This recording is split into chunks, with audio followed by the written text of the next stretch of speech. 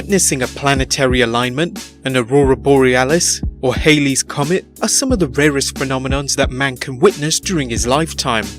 Amongst them now is an avid WWE fan sitting through a whole 3 hours of Raw without fast forwarding.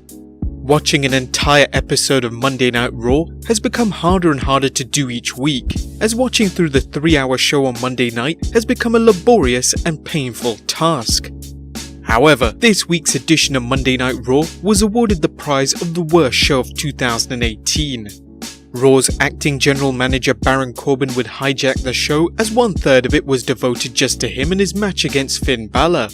He would make a mockery of the position by changing the rules not once, but twice in one night. Firstly restarting the match between Elias and Bobby Lashley to make it a no DQ match, as this gave the heels a chance to give one of Raw's top babyfaces a beatdown and a loss. The second was in the main event, when Corbin, who initially was supposed to go one-on-one with Finn Balor, would halfway through the match change it to a handicap match, and it would now involve Drew McIntyre. The show would close the same way it began, and it made the babyfaces look like pathetic weaklings who couldn't even support each other through the night.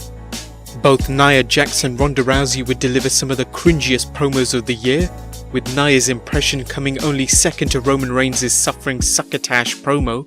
You are a sniveling little suck-up sellout full of suffering succotash, son!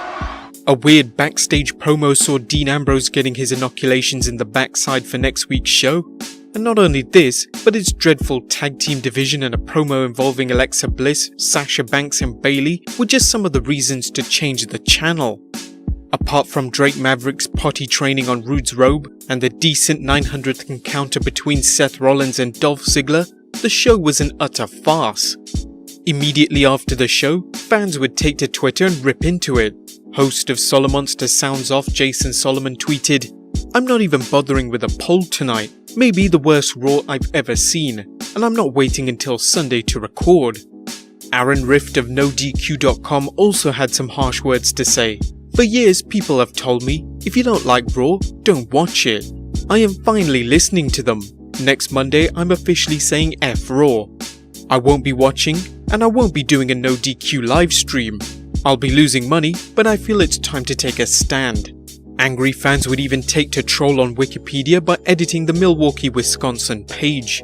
The page has now been edited back to its normal state, but it previously read, "Milwaukee is the main cultural and economic center of the Milwaukee metropolitan area. It is also the city where wrestling died during an episode of Raw that aired from Milwaukee on 26 November 2018. This week's edition of SmackDown Live proved to be a better show by having a slight increase in television ratings, beating its weekly competitor, as Raw's ratings were embarrassingly low. Viewership was down from last week's numbers of 2.49 million, as this week's episode clocked in with one of the worst figures of the modern era. Hour 1 would see 2.61 million, Hour 2, 2.38 million, and the final hour would see the lowest figure of 2.11 million. This would average at 2.37 million. With a show that has some of its biggest stars not even present on the show, and given its lackluster quality, it's obvious why it bombed, but there might be another reason. Contrary to belief, Vince McMahon was backstage at Raw and personally approved all of the segments that aired.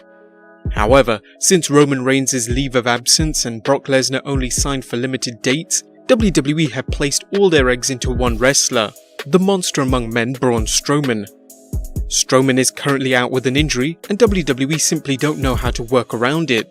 Mike Johnson of PW Insider spoke on one of the biggest reasons why Raw didn't seem to go anywhere this week. That was a Vince McMahon show, and you know it was a placeholder show. Probably because they're waiting to see what's up with Braun, and they can't make any decisions on their direction until they figure out what's up with him. Unfortunately, writers are going to have to do something fast, as it seems that Strowman will be out for the TLC pay-per-view. News source WrestleVotes tweeted of the change of plans WWE might make for next week's show. Hearing Braun Strowman may indeed be out past the TLC pay-per-view, and they are preparing to make the TLC match involving Baron Corbin a multi-man contest similar to 2012 TLC pay-per-view. Just how can Raw bounce back?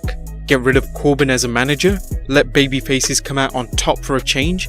Let us know in the comments down below, subscribe if you haven't already, and I'll see you next time with some more wrestling content.